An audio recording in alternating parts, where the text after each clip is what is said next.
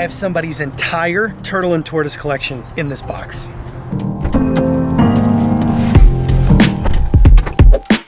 All right, let's see what we got here. Now, I don't know much about this person. All I know is that they've had this collection of turtles, and after watching our videos and coming to know who we are, they decided they wanted a better life for their animals, so they asked if we would take them in, and they shipped them to us. So, look at that. That is a beautiful little male Russian tortoise. He looks really good. You might be thinking maybe his nails are overgrown, but they are not. The Russian tortoise is a burrowing species, and they really need to dig deep burrows, and they need very long, sharp claws to be able to do that. So Russian tortoise nails should always be at a decent length, but you don't want to ever see them curl. And these nails are not curling. They look just like they would on a wild animal, and that's what you want to see. Off to a good start. Now, as far as shipping goes, this might seem alarming to you, but it's actually a very common way for animals to be transported. So when there's a live animal shipping subsidiary of a company like FedEx, these animals travel overnight to their destination. And, you know, who's to say it's not stressful? You know, of course, the animals are getting moved around. They don't know what's going on. But when they're in a dark situation like that, they naturally tend to just kind of relax. And it's for the greater good because the animals are going to a destination where they're going to be in a better situation. So that's what's going on here. Plenty of packing material to keep them cushioned. Oh, look at this. They are labeled. I eat mixed Missouri with shrimp, mealworms, and floaties. Oil is in a little shipping bag here. Another common way to ship reptiles. Let's see, what are you? And are you gonna bite me? Because you feel like a musk turtle. And you are. That, folks, is a little razorback musk turtle, a common species found in the United States, a freshwater species, and you're looking at one that is essentially adult size. It is a male. You can tell by its really long curled over tail, and it also has a very large head. I know you can't tell too much right now because he's scared, but this is in fact a male, and this animal could get a little bit larger, or it could actually stay this size. Musk turtles, not unlike the mud turtles, are some of the smallest turtle species found throughout the world, and they often make better pets than something like a red-eared slider.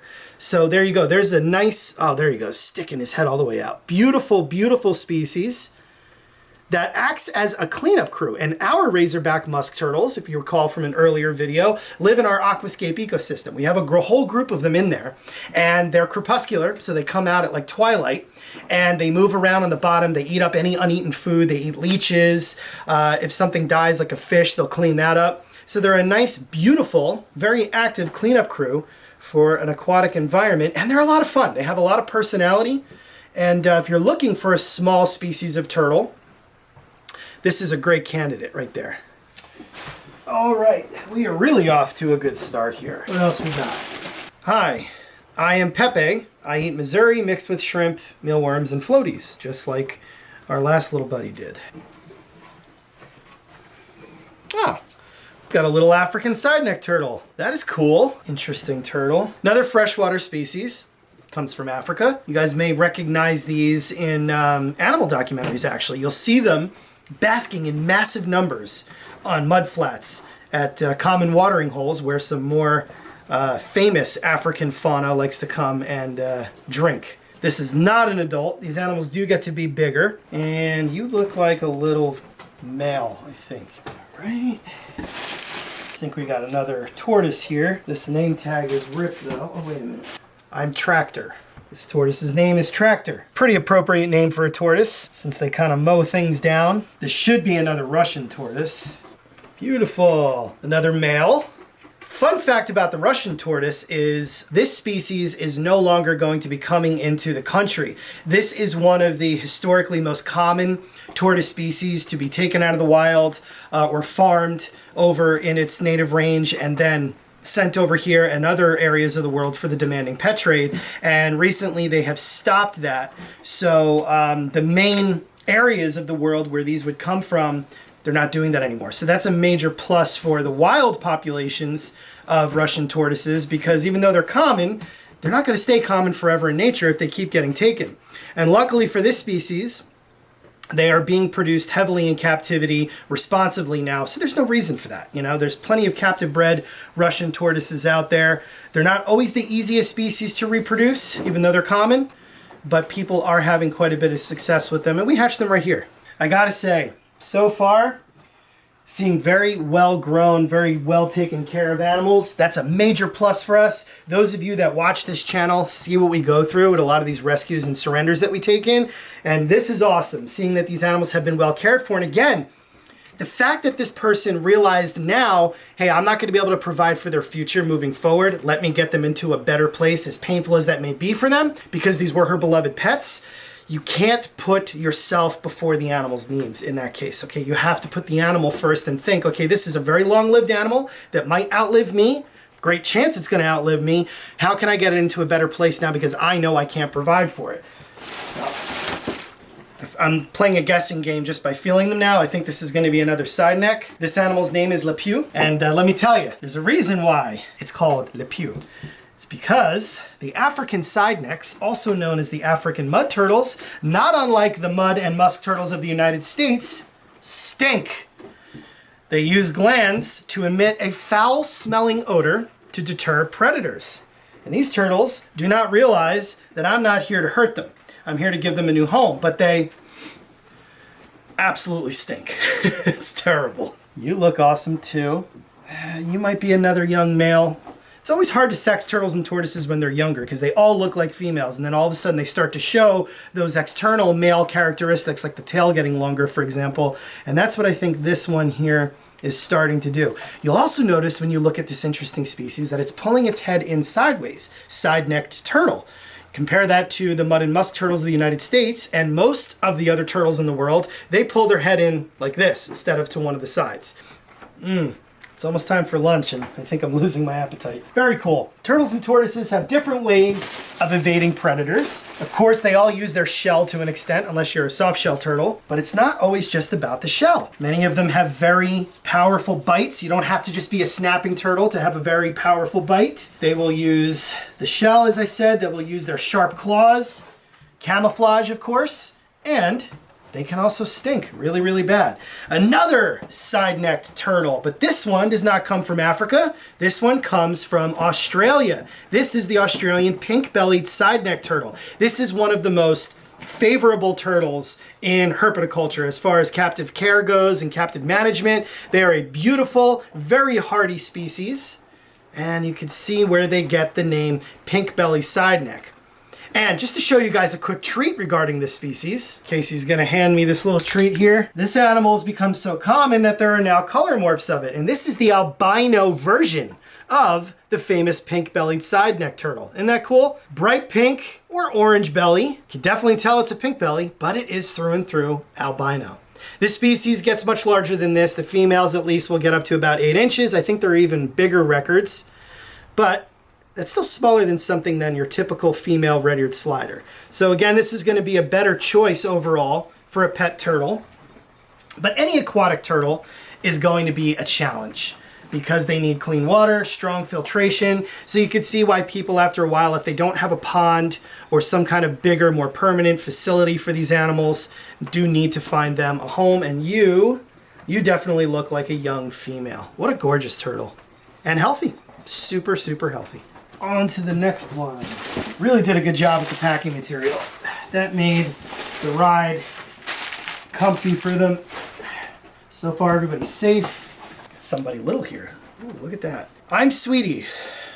Shrimp mealworms, Missouri, and floaties again. Floaties are floating turtle pellets for those of you that are unfamiliar with the commercial turtle products out there.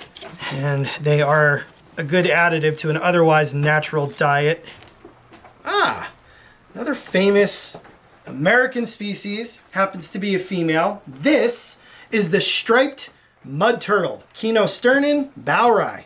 That's its Latin name. Now, this animal is a little bit faded out, but what you'll see on the carapace are 3 distinct yellow lines, and some people call them the 3-striped mud turtle.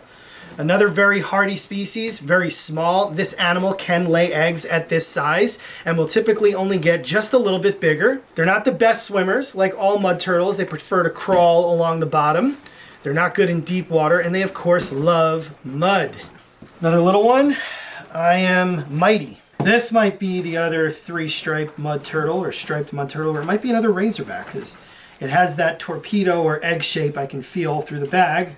Oh no, we got a nice variety here. That, my friends, is the stink pot. This is the common musk turtle, similar to the razorback musk turtle and also similar to what we just saw with the striped mud turtle, but this is in fact a musk turtle. This species is the one most famously known for emitting that foul-smelling odor. So even though the rest of them do it, including the ones that come from Africa, this species is the one that's really gotten the name for being the stink pot. Its scientific name is Sternothrus odoratus. So there you go. I am Aviator. Okay, right, Aviator. What species are you? You feel like another possible mud or musk turtle. There we go. This is another striped mud turtle, and this is what I was talking about. If you look closely here, you can see those 3 stripes on the carapace there. Still got more animals in here, but we got to get through this because we got a busy day today. The weather is turning beautiful, and as awesome as that is, and as exciting as that is, means a lot more work for us because we have a lot of projects going on around here. Another razorback musk turtle. Wow, that one's really gorgeous. And it is a male. Very cool. Tiny little thing here. Tiny. That's this one's name. Let's see. Let's see who you are here. Ah! Just kidding. Another common musk turtle. Another stink pot. Also another female. This one's a little bit lighter colored. You can see the distinctive striping on its face. And you'll notice, you see a lot of stripes when it comes to these mud and musk turtles. And that's what adds to people not being able to really have the easiest time identifying them. When you've done this as long as I have, you can know who they are a mile away, but it's difficult. It takes a really trained eye. Lincoln.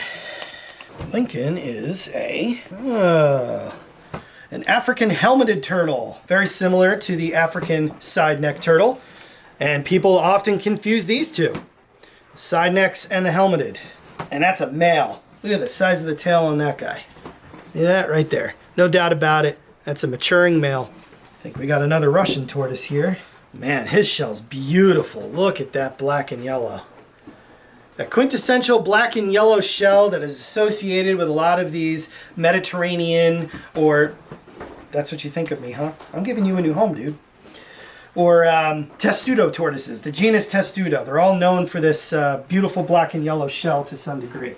You're another Russian. Are you another male? Oh, we got a little female here. Look at that. This tortoise is going to get bigger. Female Russians get to be a very good size. It's only the males that stay smaller. You can see that that's a female by her tiny tail. These tortoises and turtles are so beautifully grown and raised. I have to say thank you. Thank you for not only entrusting us with your animals, but for doing such a fantastic job with them and for making the difficult decision to move them on to another place because you know moving forward you're not going to be able to give them what they really deserve and really need. Beautiful. Well, another helmeted turtle. This one a female. Look at that adorable face. Isn't that cool? Still going. My name is Plow.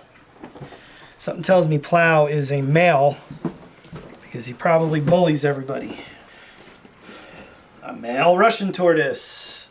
And this guy is definitely a dominant male. He's got a big, wide head. He's flattened. He's mature. He rules the roost without a doubt. What a beautiful example. I think we got one more and that's it. Chevy. Okay.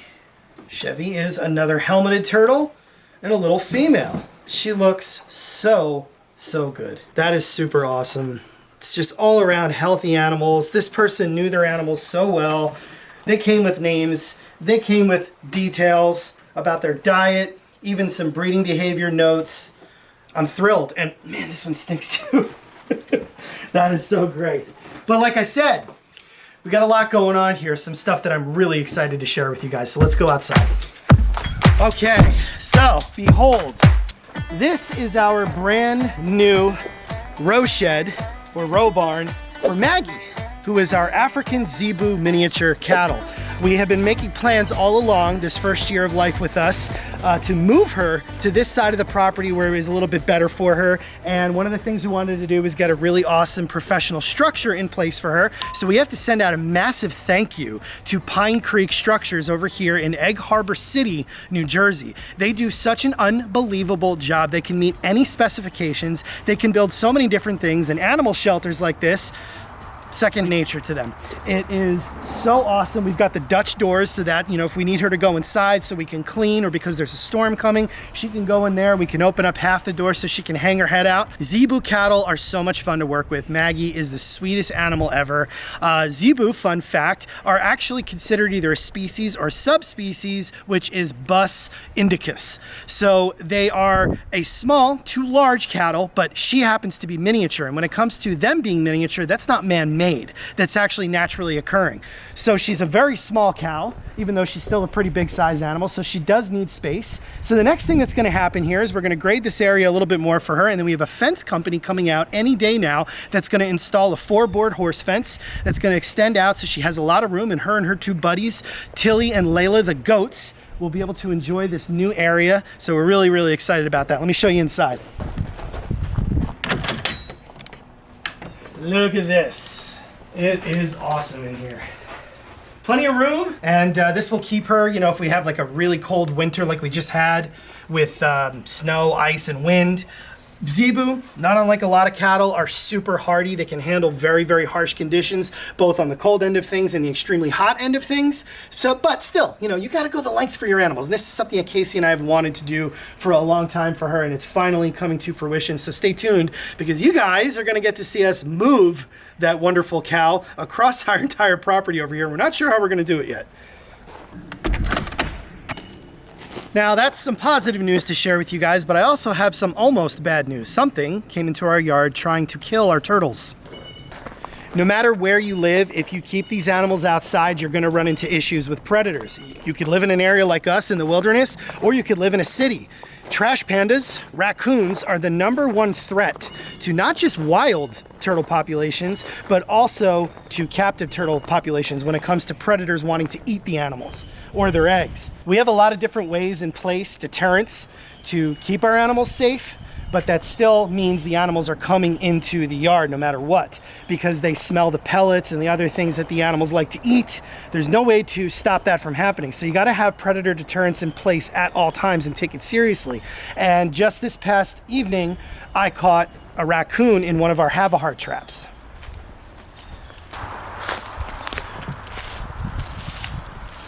Yeah, I see you, buddy. He looks cute, doesn't he? Well, he had one thing on his mind, and that was to probably look for turtle eggs. He's also a mangy looking thing. He's missing hair in certain areas. Maybe he's been in fights with other males. 'Tis the season, right? Raccoons are detrimental to turtles. Again, wild and captive. And 9 times out of 10, they actually just kill the turtle and leave it, because it's the eggs that they want. So they will rip limbs off. They will try to get into the body cavity to see if there's any eggs in there, or they will just rip the head off. 9 times out of 10, the turtle dies. Obviously, if the head's being ripped off, it does.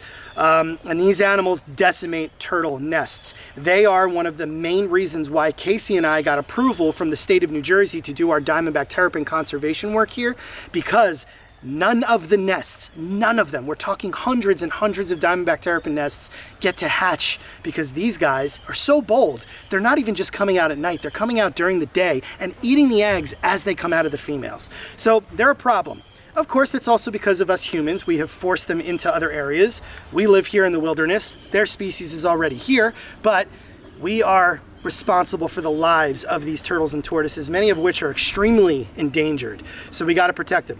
I'm not going to hurt this guy. We're going to take him to a reasonable area to release him based on the amount of miles that they suggest. Got to do this every single night. And it's a reminder too that I need to redo our electric fence. It's time for a new system. It just got here. I got to start setting it up. We have a massive property and a ton of enclosures to cover with that electric fence, but it goes a really long way because it actually keeps these guys out. And you'll notice I caught him on the outside of the pen. He wasn't able to get in. So I do need to get to replacing that electric fence today, but first what I want to do is get him out of here, so I'll get some gloves on so I can safely grab this cage. I don't want him to tag me in any way, and we'll get you out of here. No turtles for you. Show you guys this really quick. This is an example of a turtle that did suffer a raccoon attack a long time ago, and if you look here, he's a little bit shy right now. He is missing almost that entire leg. Turtles are resilient. They can survive these injuries, but you know, they're not always this lucky. This guy is lucky. This happened a long time ago. He's still alive. He was a rescue we took in, but that's just, you know, a little example there of the damage that these raccoons do to these animals. And he's, like I said, he's a lucky one. That raccoon's lucky too. That is a have-a-heart trap. It's not a trap that's hurting him. He goes in for the bait, it just closes behind him. Sure, he's freaked out, but again, my priority is protecting the animals that I have vowed to protect on this property. And that is gonna be the #1 thing of anything else that can destroy them. Springtime means new builds. So you're standing in one of our new tortoise pens. We're always expanding here, always making sure that we give the animals our all. And this is part of the fun, getting to build new enclosures for tortoises and turtles. But we're also starting to feed the animals outdoors for the first time this year because they are waking up. So a lot of these Herman's tortoises and other species have just come up out of hibernation or brumation, and I'm gonna start feeding them these greens. So I kind of have my hand going in everything. I'm feeding something, I'm building something, I'm accepting something, all making sure that you guys come with me and get to see it all. So let's see if anybody's hungry. This is curly endive. This is a nice additive to a tortoise's diet. They absolutely love this stuff. And twice a week, we get produce deliveries. Here they come. They're already hungry.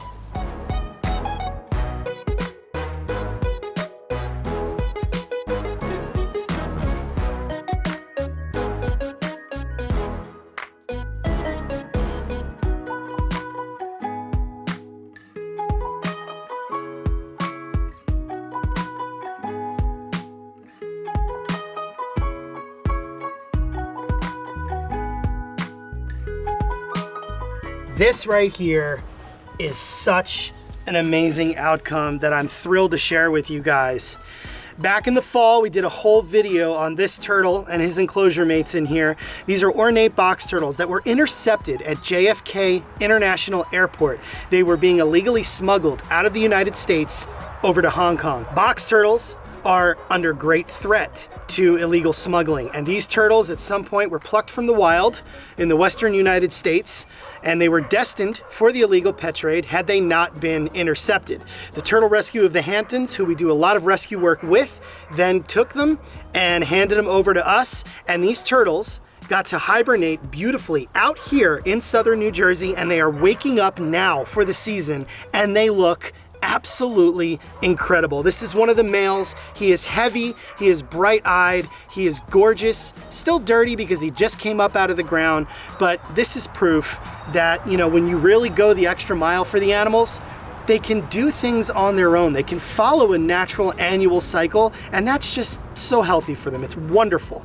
I see another one over there, and in the coming days, we're gonna see even more of them because it's about to get really, really warm. And what you guys are seeing in this video is just a tiny fraction of all the amazing animals that are out here. And get used to my excitement, because things are gonna get more and more exciting as the weeks progress and we enter into the active season, which is my favorite time of year.